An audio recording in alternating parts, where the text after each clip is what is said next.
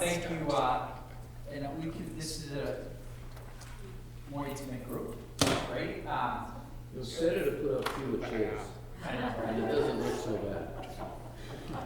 Hey, we're here. Yeah, we're celebrating. Actually, this is more than we've had. 10 chairs would have Maybe we can just do a quick introduction. So, this is such a small group. I'm Steve Zrike, Superintendent of Schools. I'm Elizabeth Pauley, Assistant Superintendent for Finance Operations. Lisa? Oh, sorry. Lisa Hinton-Tomato, I'm the mom of a 7th grader at Salem High. Ann Furman. I'm an elementary school teacher at Bates, president of the Teachers Union. And 2 kids at Witchcraft. I also coached lacrosse with us. Yes, we don't want to leave that out, too. Christine Ross, I'm with the League of Women Voters Dale. Mary Mann on the school committee and the finance subcommittee. Chair. Chair, okay. Let's make sure. Speaking of chairs, okay. Your title there.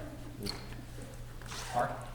Mark Blake, I'm the Executive Director of IT Schools. Mark, what about your other Oh, job? right, yeah, sorry, I forgot my children.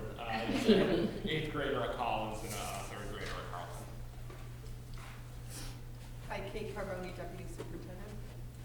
Hi, Jen Doucette-Lee. I'm the Executive Director of Special Ed. And your children have graduated. So, I have 2 children that already graduated from All right. Salem High School. All right, so this is great. We're also we're filming to put on the website. So if you don't want to be in the video, well, Mike, you don't need to get that necessarily, right? Just let me know after. I can. Okay. If you don't want to be a star in this production, let us know. And so tonight this is the second forum of 3 that we're hosting. We hosted one earlier today for staff only. We had about 20 or so staff members and a few people there. We had a good turnout for what we've done in the past. And we have one more Zoom community session, which is next week, which I expect will have more people because it's a Zoom option. But this isn't the only engagement around the school budget. There'll be plenty of engagements upcoming, and Elizabeth will talk more about what that schedule looks like. Actually, our budget process, we're going to try to get through it earlier this year than historically. We're trying to complete it by the end of April and send it to the city early in May, which is a little earlier than in the past. Just last year there was a lot of transition with the new mayor and so forth, and we had a new governor, so that delayed everything and pushed things back. So our hope tonight is to give you a sense of the context of what's happening, and then one thing that's different this year than the last few years is we have a strategic plan, and so we're trying to align our decisions to our strategic plan. So we're going to ask you for some input, and since it's a small group, we'll probably just do it in this small group, is to try to prioritize amongst our priorities. So we have a series of initiatives and priorities, and I would ask, maybe, Mark, do you mind just passing out so everybody has a copy of the strategic plan, because you're going to need it for this exercise, a hard copy of the plan. Nicole has one right there. There you go. If you don't have one, we want to make sure everybody has it for the exercise that we're going to do. Mark, they're in the back of the table over there. Sorry. And so what we want to do is hear from you about what we should be accelerating in our plan for the upcoming school year to give us some direction. We do plan to send out, and we're going to ask you to fill out a survey before you leave, and we will send out that survey to the public once our forums are over. You get a crack at the survey before anybody else. So look, we're just going to start by when we talk about budget, we always have to talk about our values and our vision and mission. And ultimately, a budget is speaks to your values, it speaks to it's a moral document, it's a values-driven document. And so if that's the case, then our core values around belonging, equity, and opportunity should be front and center in the decisions that we make when we develop our budget on an annual basis.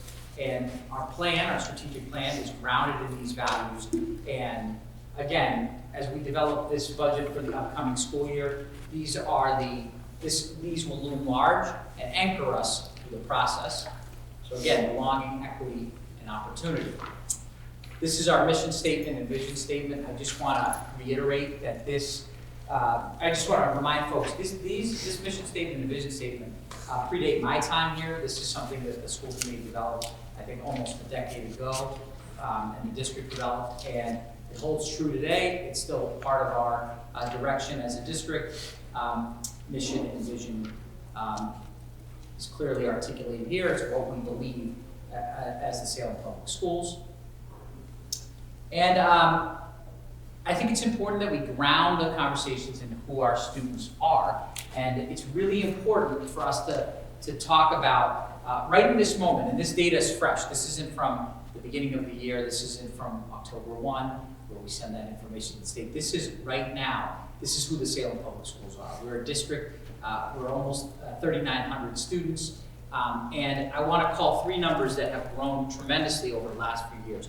We have significantly more unhoused homeless students than ever before. We're at 6%, and that number changes regularly. We've already surpassed the number of homeless students this year than we've had in any of the previous 5 years. A lot of that is because we have a population of migrant students and families who are living at the Bates complex, and so we've seen obviously an increase of unhoused students. The percentage of students with disabilities has grown significantly. Again, not a surprise, as there are more and more students who are coming to us already on IEPs.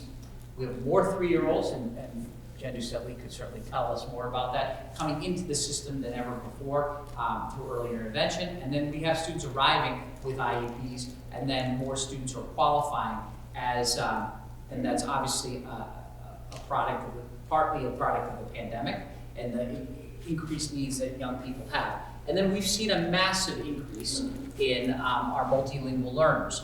120 students over the last 3 years, which represents a 40% increase in the number of multilingual learners in the Salem Public Schools. We're now up to almost 20% of our student population is classified as, or is identified as a multilingual learner. So that looms large as we think about how resources are used and how resources are shifted.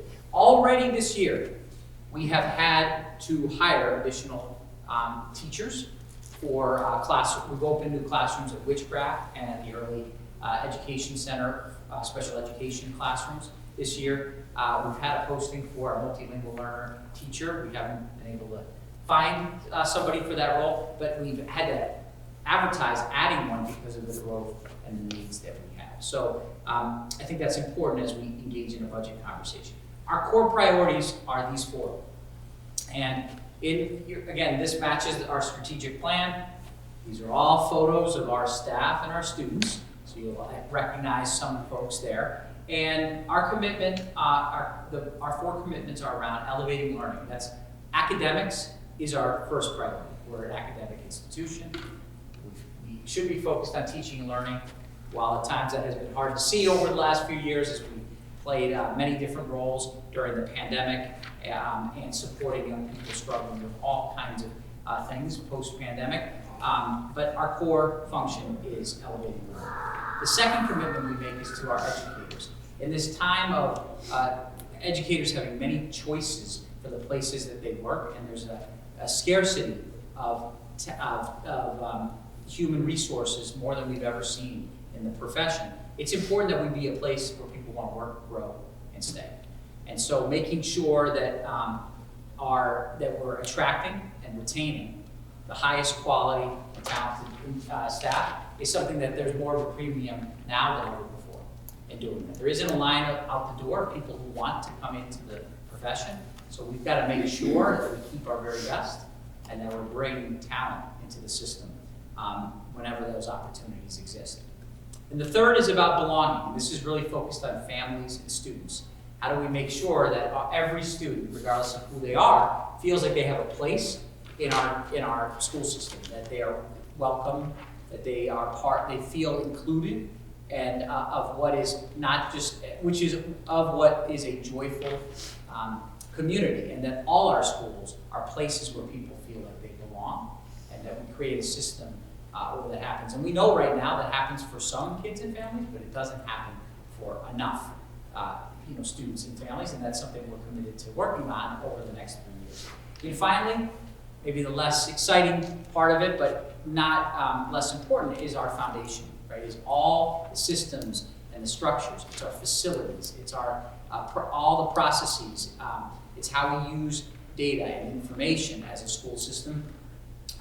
We want to make sure that we're constantly looking to disrupt inequities and taking away barriers that get in the way of schools having what they need, teachers or staff having what they need, and then also barriers that get in the way of our certain students thriving in the Salem Public Schools. So it's all our operational and management systems.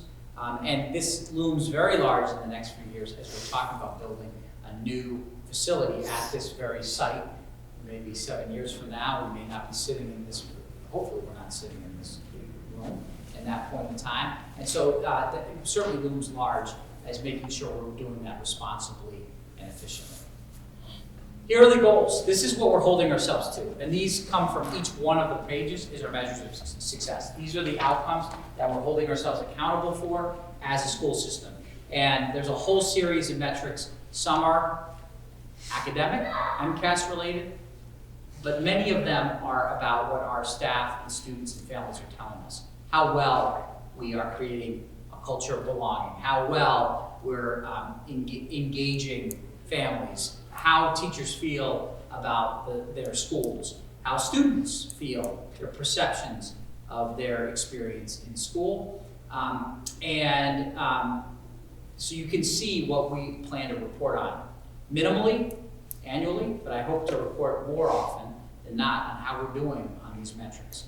And so, and we are working on having a public dashboard where people can see how the system is doing not all these data points populate every night, but for one, we could look at absenteeism consistently.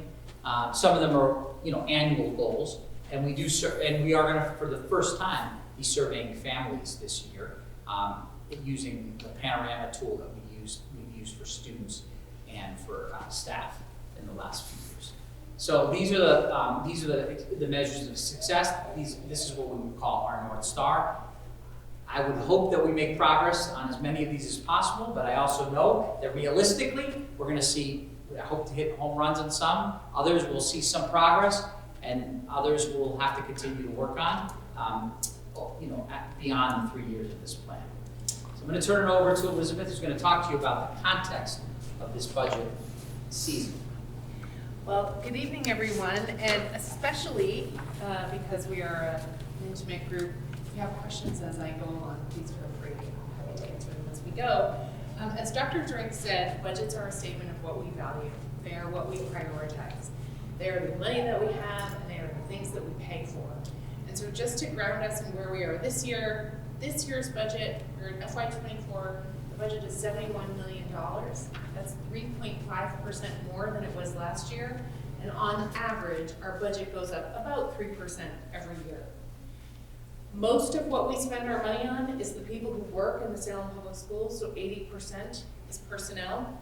The other, about $15 million, is our non-personnel expenses. The lights, the buildings, the insurance, the transportation, anything that is not a person falls into that other 20%. Now this 67% of funds that go to schools, it's a little bit of a misnomer because more than 67% of our budget goes to schools.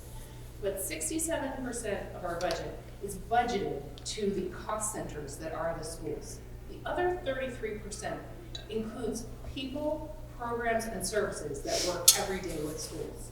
IT, multilingual, the special ed office, custodians, other operations. It also includes district central office, but they're in that other 33%. It's important to note there are people who are in schools every day. They're just not budgeted to the schools. So that's the high level of where we are this year. And I think I know that this group is pretty familiar with our revenue streams, which is, as I mentioned, budgets are revenues and expenses. But I'm going to run quickly through what the revenues are just so that we can reset together on where the money that funds the Salem Public Schools comes from. So the largest revenue stream for us is local revenue. Most of our budget, and it ranges, I have more than 2/3 here, but you know, it's actually getting closer to 70% of our budget comes from the city of Salem, which is one of the reasons why it's so important that we have public engagement and public conversations, because it is the Salem taxpayers who largely fund the Salem public schools. That amount, that almost 70% that Salem funds, or 70% of funding that Salem provides, that's increased significantly over the last 5-10 years. That share of the budget that is paid for by Salem has been increasing steadily and significantly, to the tune of millions of dollars more. State aid is the second largest source of funding for us. And of those, I think everyone in this room knows Chapter 70 is the main funding stream or mechanism for public schools in Massachusetts. So Chapter 70 sets a formula where they look at the enrollment of students. So when Dr. Zrike showed the growth in our enrollment, that is really important to determining what revenue we'll have. It looks at how many students we have and who they are, the numbers and their demographics. Based on who our students are, it sets a floor for what we will pay, what it will cost to educate those children. And then the state assesses how much they think our community can pay. They do this for every community in Massachusetts, and the difference is our Chapter 70. Now happily, because our enrollment is growing, our Chapter 70 has been growing this coming year and the year that we're in. 2 years ago, we got the minimum amount of aid the state could give. We got about $280,000 on an increase. We got millions of dollars, but it was only about $280,000 more than the year prior. So Chapter 70 is a really important revenue stream for us, and this year it will be about $29 million. Other state aid or sources of state aid for us include circuit breaker, which is a reimbursement for some of our qualified special education costs. They have to exceed a certain threshold, and when they do, the state will reimburse us for those. We get reimbursed for the tuition we send to the charter schools. So when a student from Salem enrolls in the charter school, we get reimbursed in the first year 100% of the money we send. In the second year, we get 60% back, and in the third year, we get 40% back. So that varies from year to year in terms of how much that is. And the last revenue stream that I'll include here, that actually, Lisa, I think I have included this because you asked me about this last year. We get almost $500,000 a year in school choice tuition, so money from students who opt into the Salem public schools. We also get federal aid, so that comes in the form of grants. Many of them are entitlement, Title I, Title II, Title III, etc. A significant one that I think everyone in this room knows a lot about is ESSER. So ESSER was the one-time pandemic aid. It was about $15 million for the city of Salem. It was to be used to help children in schools recover from the pandemic, and it is ending. We have to have spent our ESSER dollars by September 30th, 2024. So we've used that to help children recover. We've used it in the early days for PPE and HVAC to make sure our schools were safe and could operate while preserving the health of children and adults who were in the building. We also invested in things that would help students regain lost ground, tutoring, summer programs. A significant investment here was an investment in pre-K to increase young children's engagement with schools, readiness for schools, and healthy development. So those have been some of our pretty significant investments that our $15 million in ESSER have paid for. And that money is all but spent and will be gone at the end of this year. So this is what our revenue looks like. It's starting to look like for next year. In January, we got the governor's budget proposal, which showed an increase in our Chapter 70 of about $2 million. That is because we have added 88 students.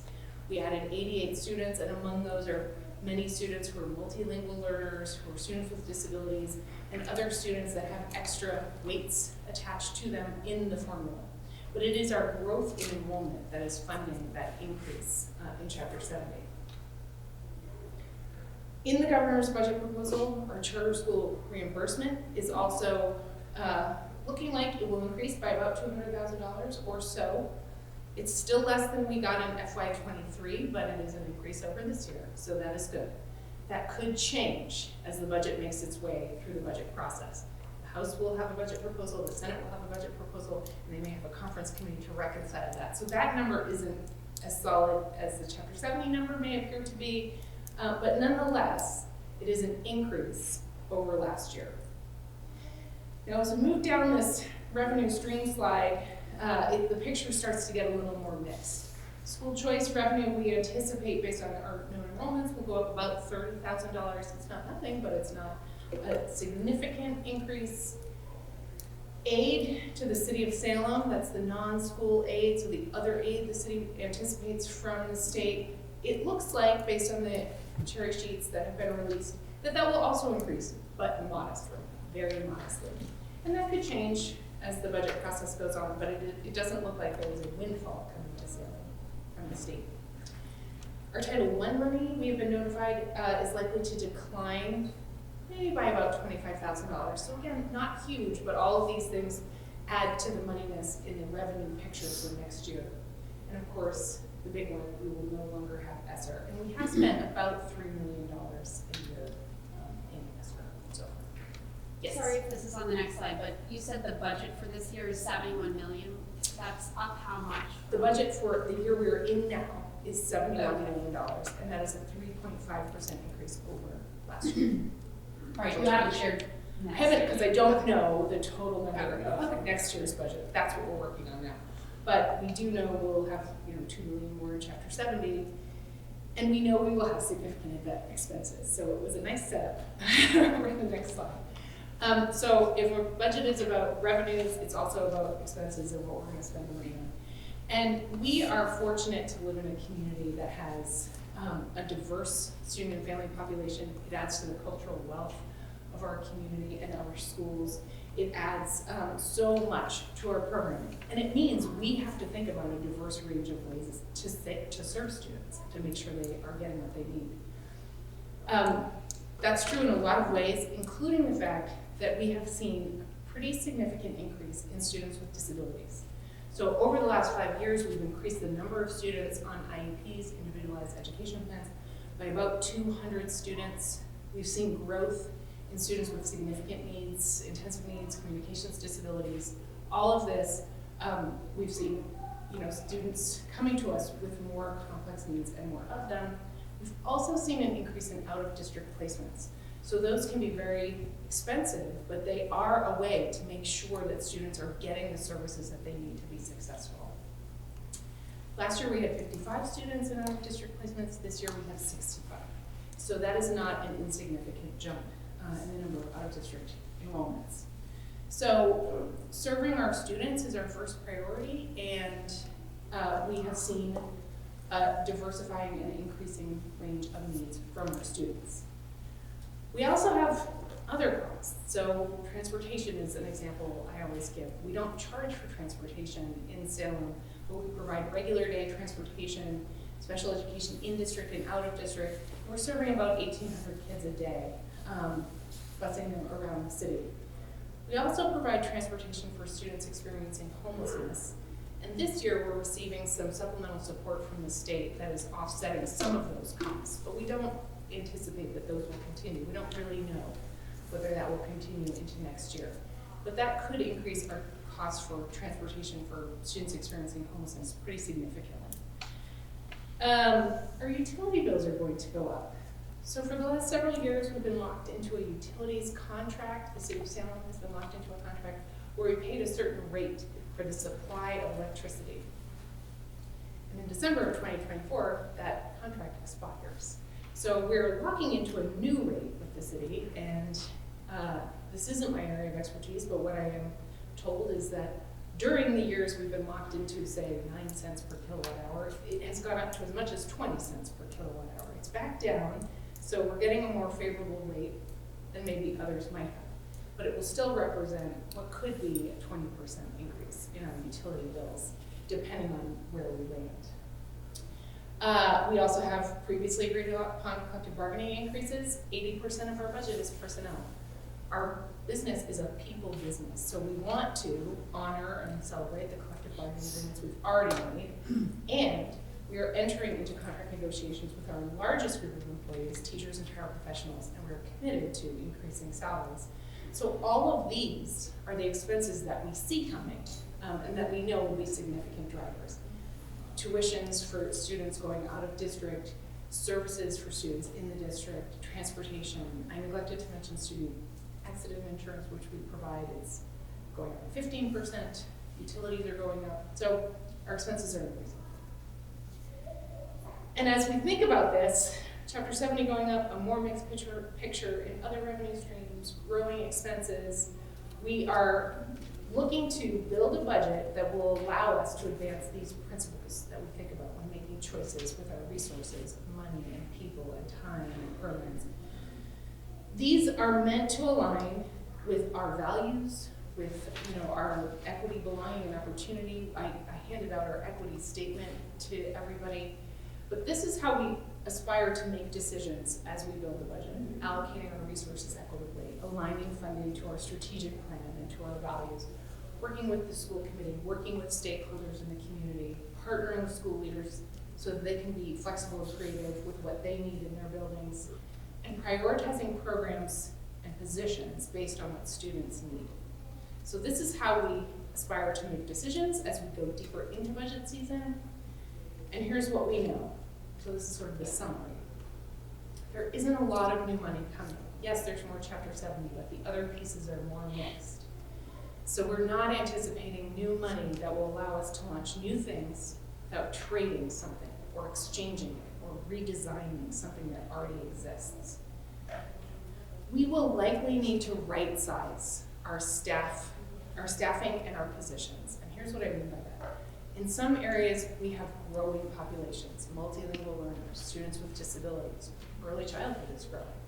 So we need to think about, are we staffing those growing segments of our population properly? Do we have the staff that we need? This may mean reducing positions in areas where we have enrollment declines. There are no decisions that have been made, but we're committed to making sure we have the people we need serving the students where our populations are growing. And finally, we'll work closely with the city. They're our primary funder, they're our partner, we are among and within them, and so we'll make sure we work closely with them to ensure a balanced budget. So here's what we've heard so far from conversations we've been having internally with principals, with budget managers, with staff. First, we've heard a lot about the need to preserve access to pre-K. Earlier today on the staff budget conversation, I was in a breakout room with a kindergarten teacher who said, I just see a difference in the way children are coming to me because they have access to pre-K. She's not the only one who said that, but that is a theme we have heard: preserve access to pre-K, provide access to services that increase student success. And what I mean by that is we need to make sure we're investing in special education and ML and whatever other services our students will need. Reimagine the middle school experience, continuing the work about thinking about what middle school looks like. We've heard a lot about the need to think differently about school libraries and how we staff them, how they contribute to the school, what their roles are. Heard a lot about the need to increase salaries for teachers and paraprofessionals. And we hear about continuing to invest in diversity, equity, and inclusion initiatives, including recruiting teachers who look like the students in Salem, having affinity groups for staff of color, making sure families feel a sense of belonging. So these are just some of the things we've heard. These are not decisions. These are themes that have been early and prominent in the conversations we've had so far. And when I say so far, this is where we are. I made the joke earlier that for me it's always budget season, but for all of us, we are just starting to get in the thick of it. We started in December, where schools were really thinking about what their early priorities are based on what they're seeing this year. They had check-ins with Deputy Superintendent Carboni and Superintendent Zrike in January. We got the governor's budget that told us what our Chapter 70 would look like, where the principals are meeting and having conversations with their school site councils. Again, remember, it's really important that we have community engagement, which, by the way, thank you for being here. We met yesterday with the school committee and the city to hear from the city's perspective about Chapter 70 and where the city is in its budgeting process. And today we've launched our public conversations. So we have a staff forum, we have this forum, we have another forum next week. As we do that, we'll be preparing to have in-depth conversations. We have 4 of them scheduled with the finance subcommittee of the school committee at the end of February and the beginning of March. We'll take the rest of March, so about, I like to think that's 3 weeks, but it's probably 2, to develop a budget proposal. So I will be able to answer the question of what the budget number will be, and we'll present it at a school committee meeting on April 1st. We'll ask the school committee to vote on April 29th, and we will do a budget hearing in between then, after April vacation. Our goal is to send the budget to City Hall May 2nd. So that's what we're working towards. It is an aggressive and accelerated schedule, but I think we can do it given the engagement that we've seen so far internally and the engagement we hope to see externally. This is a slimmed down version of what I just told you. We are here, public engagement. We're looking towards school committee presentations, budget vote on April 1. So I just ran you through a lot of information. Can I just add a few things before we open it up for questions? Yep. Just to, a couple of just thoughts that I think is important to think about. What I see as unique about this year is a couple things.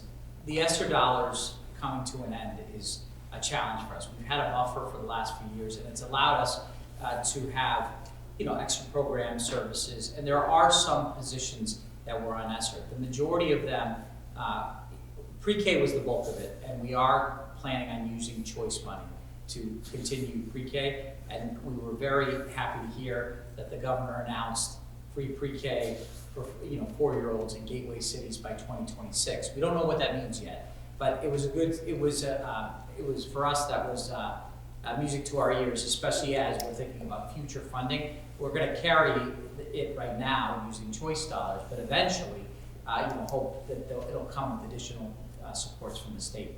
And we do think we're well positioned because we're one of the few communities that has. We're not universal, but we're pretty close in our work. And we're next week the Board of Ed will be in Salem for the Board of Early Ed will be here, and we're going to be presenting our work to them as what we hope will be showcase the work, and that we hope that will come with money to support it down the road. There are other ESSER positions that will go away, and we always plan for them to go away. Behaviorists in schools, some of those positions were ESSER, some were not. The ones that were will go away. The tutoring roles that we've had, that will go away. We've had tutoring partnership. We also hired our own tutors. Those positions will go away. Some of the building substitute roles will disappear as well, as well as lunch monitors. Those were extra roles that schools brought in. Schools are trying, some schools in their budget presentations you will see will want to make trades for other positions because they feel strongly that they want to maintain their behavior specialists, or they want to maintain their building sub or tutors. And so you're going to hear that if you come to any of those public meetings that Elizabeth just listed with the school committee, principals are advocating for certain roles to be kept. But we're not losing any core teachers, coaches. We had a few administrative positions. Those will all be, those positions will be eliminated with the end of ESSER. So I want to just point that out as well. The other thing that I think people also need to think about, we have been fortunate that we received so many new students this year. And that is really helping our budget because you can see 2 years ago, we were what was called a minimum aid district. We were not getting the full Chapter 70 amount per student because our enrollment was in a steady decline. The last 2 years, we have gotten more students and we've gotten needier, meaning high needs wise. And so the formula is starting to work for Salem. What does concern me is that the families that are living in the Bates complex right now are going to be displaced because that property has been sold. And so what that means for our enrollment is troubling because those students, unless there's a way that we can locate housing for them in Salem, they will no longer be students potentially in the Salem Public Schools. And that is of concern, not because, first of all, for the students' sake, which, they're our students, they are part of our community, but it also will impact our enrollment because that we have about 75 students who are living in the Bates complex, and there were many young children behind them. There were a lot of little kids at the Bates complex because they prioritize families when they there, and they would have all been our students, right? So that's just something that gives me a lot of pause and concern as we look out, a year from now, which means that we could lose right off the bat 75 students in our enrollment as we start, as we prepare for next year, which will impact our budget, a year from now. And then the last thing I'd say is it is important, and I've said this. I'm not just saying this because the STU president is here. We have to invest in our teachers. We have, we know that we've committed to getting more competitive. We know that our salaries, we have work to do in getting them more competitive. We know firsthand that there are places around here that our teachers can go to and make more money than they do now. And so we are making, that's an important, very important commitment for us as we're planning for next year, which is a little different than the last few years because we already knew what our commitments were. The commitments are unknown right now, and that's just a part of this budget process that's different this year than what it has been for the last few years. I think it's an opportunity for us, but it's also, there's a financial reality to that, which is something that we're going to be discussing over the next few months. It has to be a consideration with this budget as well. So with that, open it up to any questions that people have. Sure. You actually, perfect segue into Okay. the question. How can you build an accurate budget when you don't have a known Yeah. teacher's contract? It's hard, right? We're gonna have to build in some, we're not gonna tip all our hand right here, but we're gonna have to build some contingency, in the budget. But, it depends. It's hard to say, but some of it has to be built into our thinking. And depending on what happens in the budget process, right? In the negotiation, we'll have to consult with the city. And so it's tough to know. We're leaving ourselves room. We're not gonna reveal what that is. But we also we're doing some analysis right now of where our salaries fall with local communities. We're taking some deep dives to better understand that, and then I don't know that we know right now what we think that number is to make it competitive in our mind, and STU may have a different perspective on it, but we're trying to better understand local communities so that we can project what it would take for a Salem teacher for our salaries to be more competitive than they are now. But that is $1 million question, and it is we talk about it all the time to try to figure out what that is. The only thing I would add is that I think I glossed over this. The city of Salem is actually redoing a number of its collective bargaining agreements this spring.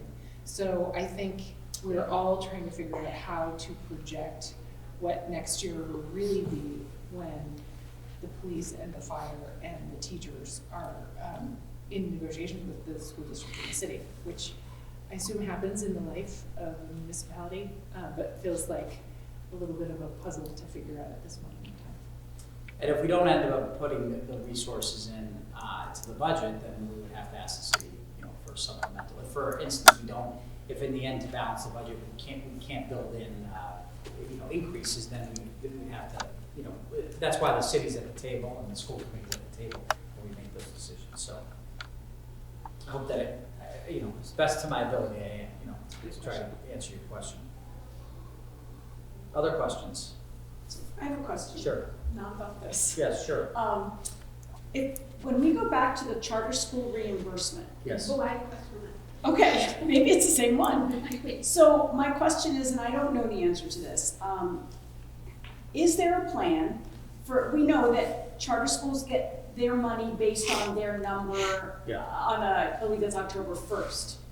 We oftentimes receive students back from the charter schools without any money traveling with them. Is there anything in legislature right now about the money traveling with the student, not staying with the school.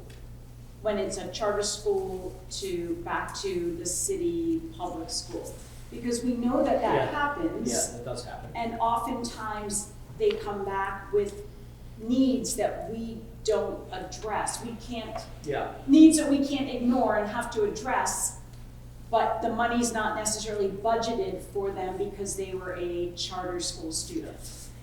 So my quick top line answer is, I don't know of any action or appetite, but I really don't know. I'm not saying there isn't any. I really don't know what the action or appetite of the legislature would be for changing the charter school reimbursement formula. They changed it last in 2019. So I don't know what the appetite is, but last year, this is not the same issue, but it relates to the October 1 enrollment. Last year, I went down a little bit of a rabbit hole around our enrollment changes after October 1. We enroll a lot of students as the year goes on from a lot of different places. So it just felt to me like, well, wait a minute, why are we tied to October 1 when we know we're gonna have more students during the year? And the answer I received was, well, we'd have to change all the tax law in order to do that, which sounded to me like, well, there's not a ton of appetite to open that up. But, you know, I think it's worth really thinking about, like, well, is October 1 the right marker? What are the consequences for individual schools, which may be charters, or districts whose enrollment changes significantly? And I don't think there's a good answer for that. Yeah, although so one thing I will say, I believe, we don't see the reimbursement, it goes to the city of Salem, the reimbursement dollars. But I do believe there's installments and there is adjustments made depending on the time of, we don't see the payments, so I can't tell you offhand, but my understanding of it is It's that. March and June. Yeah, March, right. So if a child did leave, our reimbursement would look different. The problem is that the money going out from us, the actual, is based on October 1. So that's where they pad the, well, I shouldn't say it's on camera. So maybe, it might, take this out. But on October, take this out, Mike. So on October 1, that's why they try to hold on to all their students till October 1. And then after October 1, because that impacts the Chapter 70 dollars that they receive right now. But the reimbursement can be affected by kids coming back. If you follow what I'm saying. I do. What did you say, Elizabeth, about the different, the March or something? I couldn't hear what you were saying. So the charter schools, the charter schools have to report to DESE in March and June about their enrollment. And so it's possible, I don't know of it happening, but again, much like my comment about the legislature, I genuinely don't know. I don't know that there's any kind of clawback of Chapter 70, and I don't know, I was gonna say I don't believe, but I don't know that we then get greater reimbursement or different, we get money back from a student that returns to Salem on October 10th. But I do know the charter, I was not surprised that it all took place right from the beginning on the charter on October 1st. Because the kids would arrive on October 2nd. That's right. Literally. October 1 is the magic But date, yeah. the reason I wasn't surprised at the first was years before charters were a gleam in their father's eye, the Essex Ag, the Vogue, or whatever, they were also keeping kids until the 1st. Yeah. That magical date predates charter. Yeah. There's something about the money there that it's not just charter, but they just seem to somehow arrive on the 2nd from charter. Well, and it's other things too, like school choice and kids who move, et cetera, like that. We have kids that leave our district on November 1st, and we've already gotten money for them. Right. That's Like, correct. that's right. Although it's an interesting phenomenon in Salem, our enrollment always peaks right now. And that actually is not a great thing for funding. Like, we're always at our highest in the spring and lowest in the fall. And so if you look at our enrollment, it's climbs as kids come in, and we get more kids during the year than we lose. And then there's a big change for the start of the school year. So that's challenging for us because then we have to make adjustments The good, with the migrant families that came, the state did recognize that it was a large number of kids that came in the middle of last school year. So they did give us supplemental funding last year because it was a large number of students arriving at the same time. And we used that funding to put another bus on the road to transport the students there who didn't necessarily, by our policy, we didn't have any room on our buses to add those students at the time. When I said that we were getting supplemental support for students experiencing homelessness, this is the funding that I was referring to. We've been able to add a bus for the students from the Bates complex and offset those costs. Well, plus it's slightly different because the state actually assigned them, right? I mean, the state had something to do with it. That's right, that's why they They assigned. weren't out of the generosity of their heart. They sent them to Salem, so they sent some money. But the state does that with homeless students all the time. Yeah, And we don't see supplemental funding. It was that there was It was the such a number large at the number same that time, came at right. one time. I mean, the state does assign kids, you know, Yeah, all over through, the, yeah, all over the through state. individual cases. Other questions? Do you have any? Some other related charter questions, which I'm woefully ignorant on, but you said it's 100%, 60%, 40% on the first, second, and third year if they're attendance for reimbursement. What happens after year 3? I think after year 3, we are not reimbursed. I think that was the Yeah. change made in 2019. And then why did the 2023, why is the reimbursement down so much? Why was the reimbursement down last year? Yes. Oh, right, so we had 1.7 million, and then last year we got 982, and next year we'll get 1.1 million. I assume this is where kids were in their enrollment process, right? The 160/40, and then we don't get reimbursed. Also, the charter reimbursement line is not always 100% funded when the budget is all said and done. So this is what the governor has proposed, but we have, miles to go in the budget process. So the amount of funding available in that line could change, in which case they could prorate what we are going to get. It also depends on where students are and sometimes the charter will have more turnover than not, and so they'll have more new students, which means we get more reimbursement when they're in their first. Meaning year 1. Year Right. one, exactly. Right, they could. Yeah, it all evolve in year depends 4. on where kids are in their tenure at the charter. And then, related but different question, what is the cost per pupil for us to send a kid to charter? Oh, that's a great. Related question, cost per pupil, both outgoing and incoming for choice students. That is a great question. The charter tuition is calculated as part of our chapter 70. So when the state calculates how many students are in Salem, they look at it and it's like 4,200 students or thereabouts. We enroll 38 and change. Some of them go to Essex Tech, some of them go to the charter school. They're all counted in our chapter 70. And so then that allocation is sent to the charter school. What I'll have to look up and get back to you on is it exactly the charter, unless you know the answer, is it exactly the chapter 70 allocation that the state has said it costs this much, $13,000, so then we send $13,000 because that's what the chapter 70 allocation was? Or is there a tuition rate that's like, but actually we spend $15,000? So Because I thought for I don't choice it was.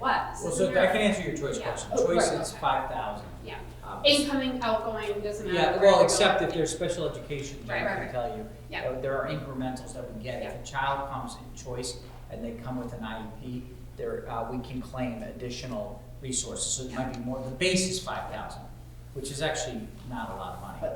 But that is not, the chapter 70, I don't think then we get to keep a portion of it and send $5,000 to charter schools.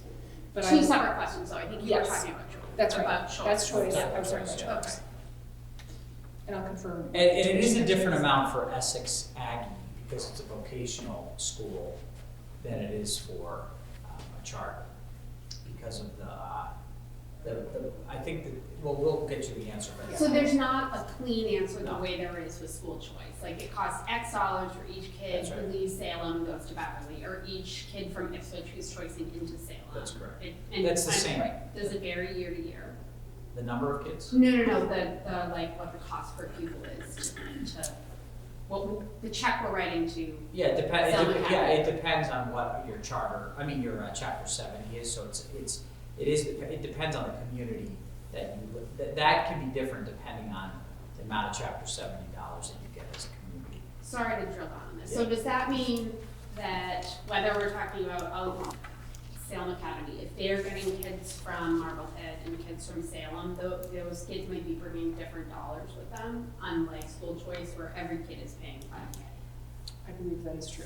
Yes, that is true. And you know how I know that? Because I know in Boston, the kids coming to charters from Boston got different amounts than the kids coming from Chelsea. Because it's tied To a your charter, community charter, because, it's connected. And Boston's per spending is high, their amount is higher.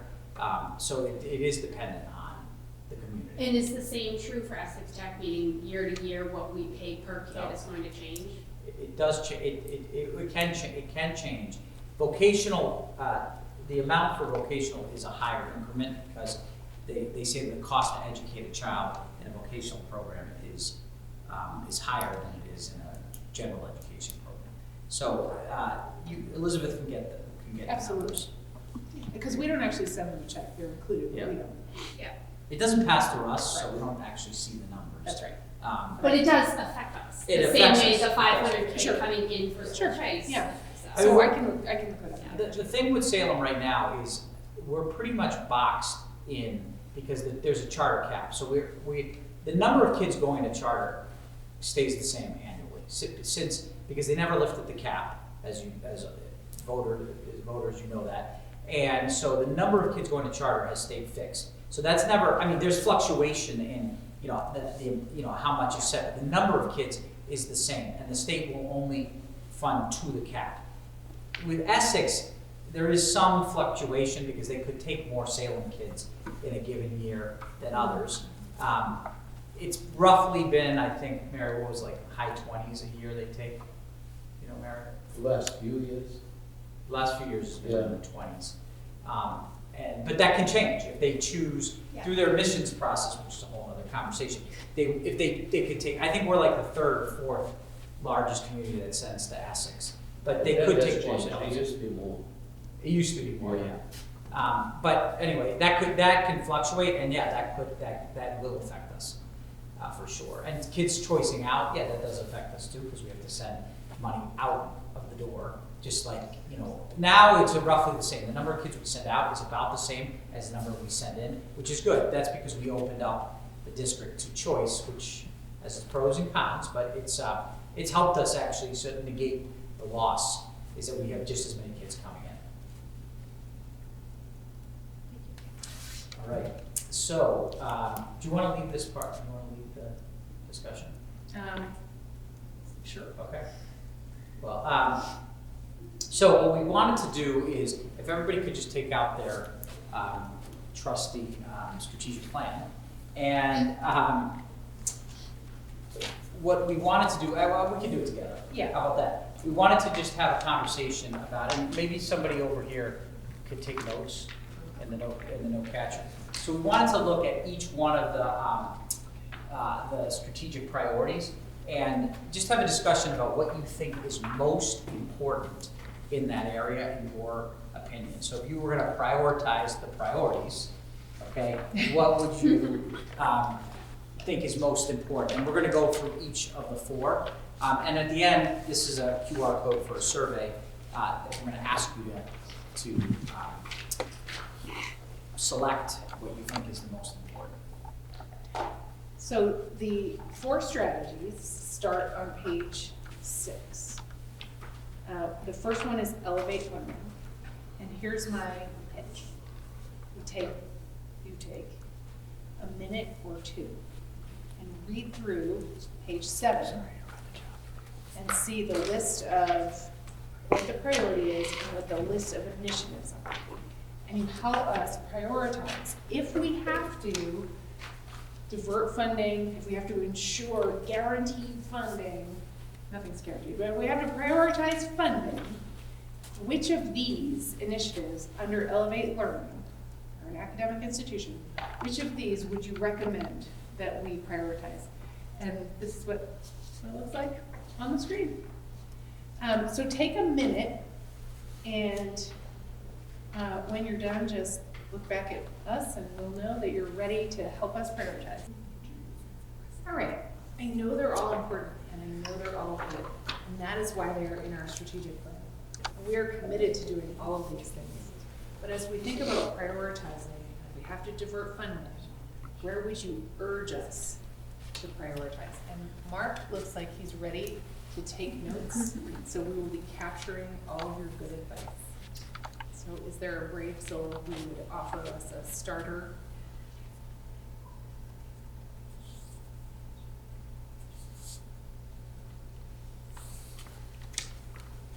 I forget what you You can pick another one. So I think it's really important, 1.1A. Ensure that all students have access to challenging and relevant instructional content, texts, and tasks every day that are aligned to standards and are at or above grade level. Okay. Would you like to add anything about? You have done the assignment as requested, but if you'd like to add anything. I just think that our kids need access to be challenged. They're smarter than we think they are. And we cannot, and they need to be challenged in ways that are not just textbook challenging. Hands-on, kids are so hands-on these days. Like, they're smarter than we are when it comes to technology. But they need the relevant and basic information and keyboarding skills. They don't know how to do that. They know how to turn a computer on and they know how to scan things if it's a touchscreen, but they don't know how to actually operate a computer to create work. They know how to graphic design, but they don't know how to type out their text. So I just think that at every grade level needs to start with that. Except kindergarten, they do not need to be on screens at all. So I hear something about grade level, appropriate grade level content and technical skills to support and go along with that. Great, thank you. Other thoughts? There's no wrong answer. I think they're all important. They are all important, that is a fact. I also don't feel like I know where you are with respect to achieving the goals that are on this page, and so if you're talking about, and are we talking about reducing something or slowing our progress toward it? So it's a little hard to address it. Yeah, that's fair. You want to jump in? I'm gonna chime in and beat the drum as I do every year on the importance of pre-K, which it sounds like you're hearing from, I don't know, that's on here somewhere. It is. 1.3A, Right. I guess. And then I'm gonna jump over those K to 5s and go down to the bottom, the 6 to 12. I think we've got some work to do in that area. It also seems, I don't know, correct me if I'm wrong, like that's where we lose kids to Salem Academy and Essex Tech and other places. Well, the enrollment actually, where we're seeing the biggest growth in enrollment is the high school in the district. We see the Yes. biggest decline from 5th to 6th. Yes. And then I think our elementary enrollment has declined because birth rates have gone down, although it appears they're going back up. But the high school, we've seen Yeah. about 150 student enrollment increase over the last 3 years. So I'm not sure all the reasons behind that. I do think some of it is that people are seeing, are picking the high school more frequently. But I also think, and I think the CTE program has been a part of that as an option. So that's a positive sign. I think 5th to 6th is where we lose the biggest. So I was gonna say pre-K and then middle and high school. I'm a huge believer that the investment that's been made in CTE has been super, super smart, especially I read the Salem News article on Essex Tech, and they've got, 1,500 applications for 400 some odd seats for first year students. Like, there's not enough seats there for kids that want that. Right. And I think it's been really a smart way to use our resources is building that here. And I think over the next few years, when whatever's happening here in terms of construction, that the kid, like my kid, who's gonna be burdened by that, but not have the benefit of being in a new school, that those kids, I don't know, I just think it's there we go. Yeah, I don't think we. I don't- Pre-K and 6 to 12. I don't That's where think I'm we- putting my yeah. money. I think we expect to keep expanding CTE to the extent that, possible. And with the offshore wind industry coming, it's just gonna provide more opportunities for young people. And we hope that actually will come with some resources to the district too, that can help us expand offerings to kids. So whether we have a brand new high school or not, I think we're gonna, continue to invest in CTE. And I think, I was coming back to your point about like, are we gonna stop doing some of these other things, because they're all important. I think what we're really wanting to get a pulse on is the priorities, we're not planning to drop any of these, because we've said we're gonna do them all. Do you wanna respond at all? Or No, I think we're planning on, that's the charge, it's just what do we accelerate, I think is the question. And especially as we plan our budget for next year, what does the community think is most important that we double down on? That's what we're interested in. Because we don't want to layer on new stuff, there's plenty to do here, but we're trying to prioritize so that we make best use of our funds for the upcoming school year based on what people are telling us they want now. In the group I was in this afternoon, there was a lot of talk about how we make sure children have access to grade level content and rigorous grade level content. And that led us right into priority 2, which was empower educators. So I'm not gonna rush you past elevating learning, but in my group, we talked a lot about the need for focused professional development to help teachers, help students access the grade level content. So any last, well, it doesn't have to be last, but any additional thoughts on elevate learning before we literally turn the page to empower educators? Do you have a thought? Yeah, I think 1.1B, utilize target high leverage and evidence-based instructional practices. That is gonna be huge because yes, it's targeting multilingual and students with disabilities in this point, but those strategies are gonna be good for all of our students. Yeah, thank you. And also just social emotional needs. If a student's social emotional needs are not met, they are not gonna be able to learn. Yeah, I was gonna ask about that as well, because with the ESSER funding going away, you mentioned that tutoring and some behavioral specialists will be lost from the district. I mean, given where students are now in recovery from the pandemic, does that give you pause? Are you concerned about that? Is that something that, and also, I mean, thinking about the social emotional, need for social emotional support, will we still have cartwheels? Is it like, do students have support? Yeah, it is a great question, and I think it is a question that is complex because we are losing the money, but we've learned a lot more about what kids need and the number of kids, which is all, need this, kind of support and attention to their social and emotional learning, and that we as a district have an obligation to help all kids with that. We've heard a lot from principals about how they are relying on their behavior specialists in their buildings. Their role doesn't look the same in every building, but almost every building has said they're an important part of our community and we need to keep them. I do think some of the structures that have been built, some of the training that has been done, materials that have been purchased, and the real build up of our SEL capacity in the district has been pretty dramatic, impressive, and I think it's built something that we need to sustain. What that looks like in terms of staff choices, I don't know. I don't know if anyone actually from this corner of the room. Yeah, I would say, it does give me some pause, except that I think principals are gonna advocate really hard for the engagement specialists. And that's, I think, up for discussion about how they can potentially be funded. I do think Salem did have a lot of resources for social emotional supports and mental health prior to the pandemic. We do plan to keep Cartwheel. I mean, that's in the budget proposals that the district has, the departments have shared.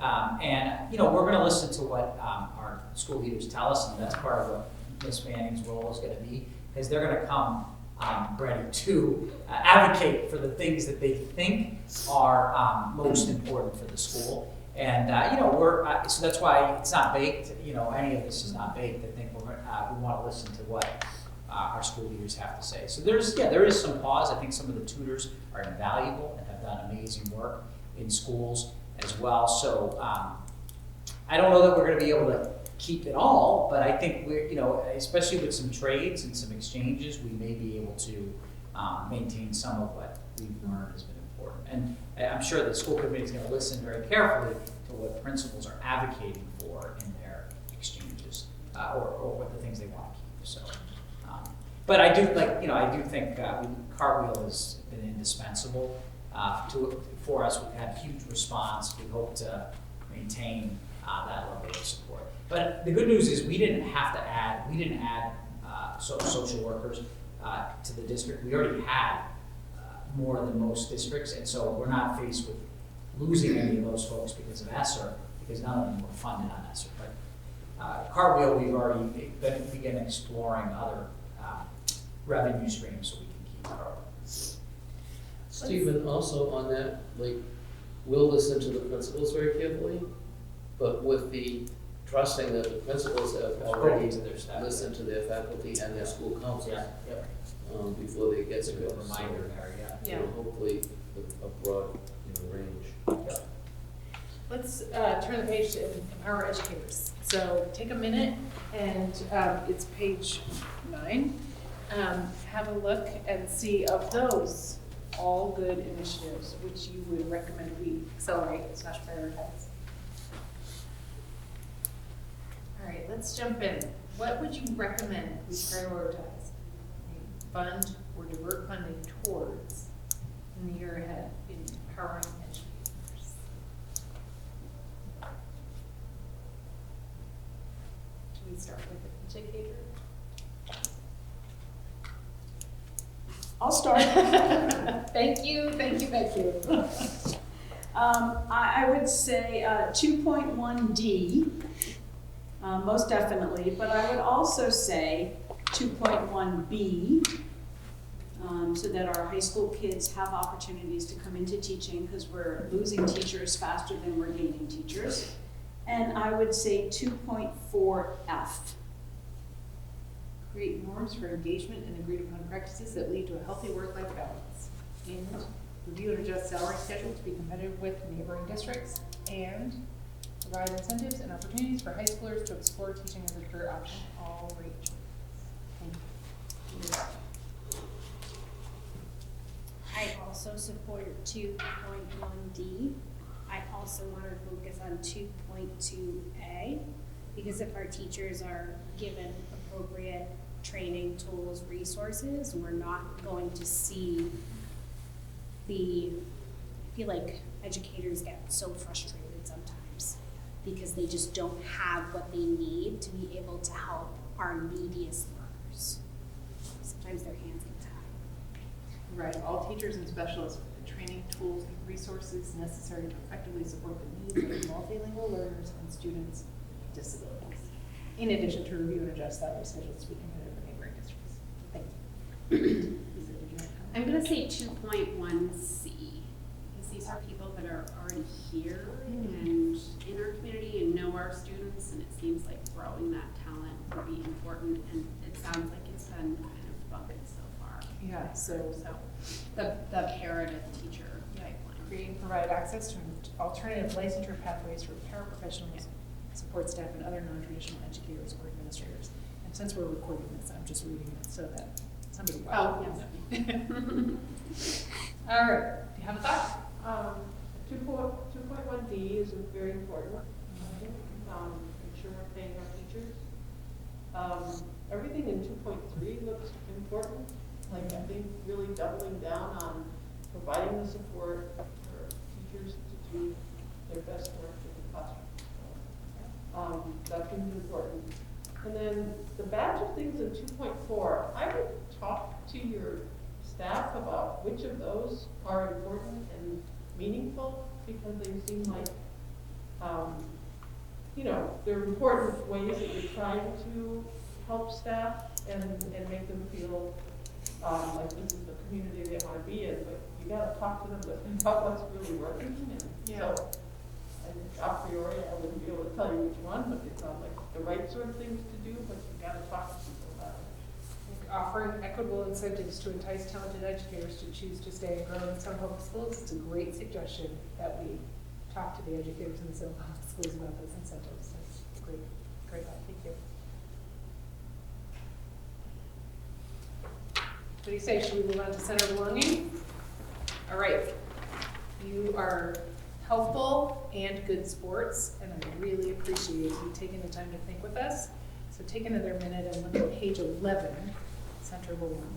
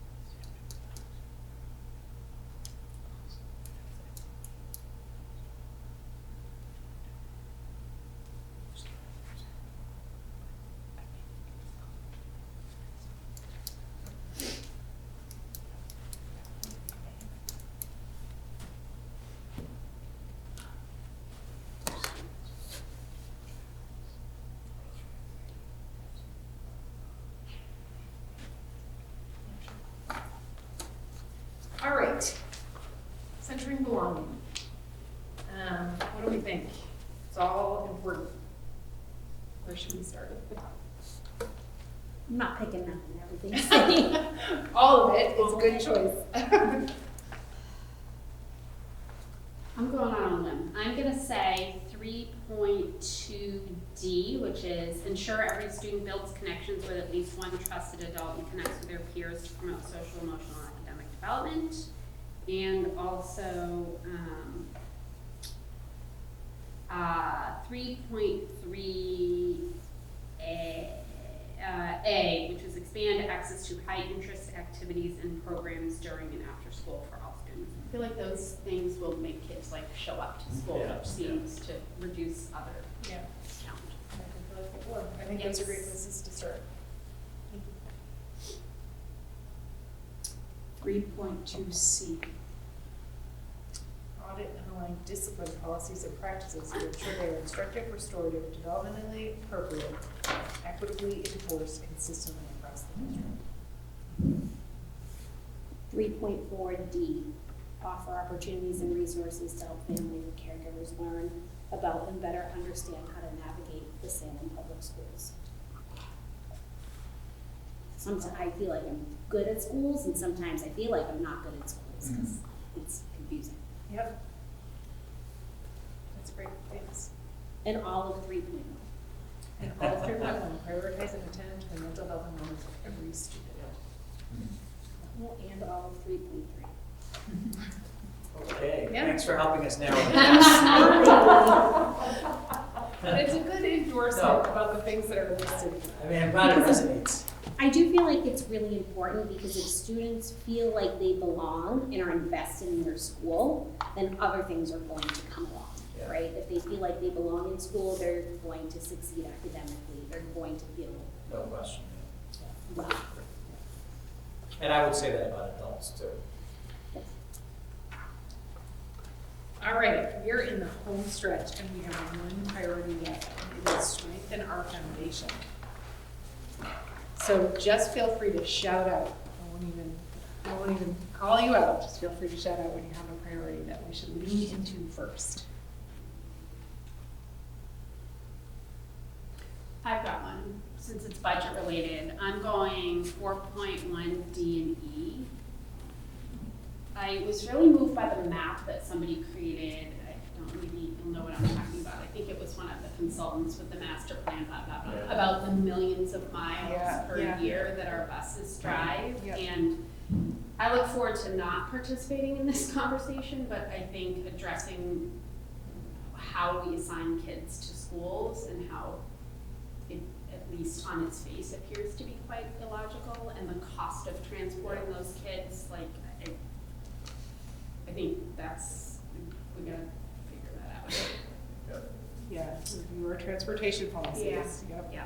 Yep. And, Yeah, that's gonna be the subject of the upcoming school committee retreat, which in March, we're gonna be discussing that, It's wicked hard, but it It's hard. just impacts It's hard. so much, including the cost of transportation and traffic and like, just, you know, so many things, so. Yep, and the second one you highlighted is so linked to it. Yeah. Review and explore Yeah. options to the controlled choice assignment policy. Yeah. Thank you.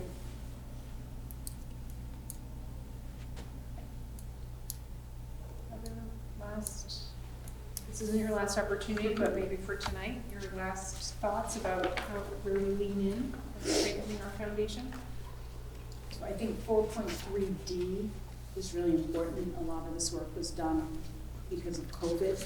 But I teach in a classroom that temperatures are inconsistent. Kids are either in coats or shorts. Yep. Personally, freezing in here tonight. In collaboration with the city. Yep. So, we'll, Any last thoughts before we turn to the survey? This isn't your last chance, but we really appreciate the thinking and the thoughts. so. Do it again. No. We'll take your one entry. I know where your, One entry. I know where your clicks are, Ann. Do you want to Tell me talk all about the time. that? What's it? Do you want to talk about that? Yeah, so this is just a folks know this is a QR code. And the survey is just, you have to pick 3 from each of the priorities. I'm trying to narrow it down.